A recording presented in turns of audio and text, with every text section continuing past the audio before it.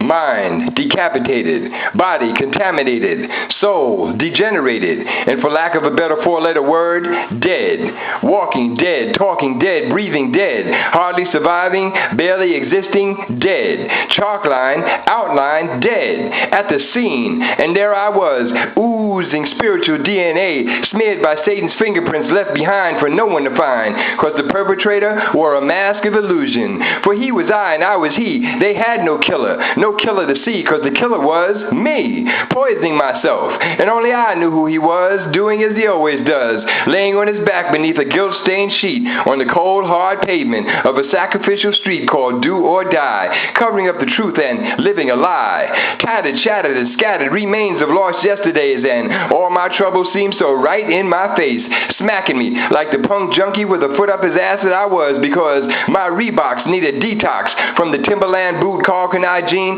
Tommy Hilfiger sweatshirt wearing flat-headed G-Money brothers, high-fiving in conquest and dapping each other for finishing off that last package so that they could re-up and start all over again. And New York's finest running around playing tag almost busted the kids for selling me a bag of 2 for $5s, though I still ran behind a baby-faced hustler who just got promoted from the 7th grade while getting paid, making profit off my ever-quickening passage to the dark side of the light, much darker than night, where evil controls the actions of the weak. And even now as I speak, I wonder if EMS would really do their best to save another addict close to dead, or just mark a check in the dope fiend crackhead box of an incident form for the record. Step back, please! Step back, please! Said the paramedic as a small crowd stared down on a young black pathetic hope for the future. There go the dreams!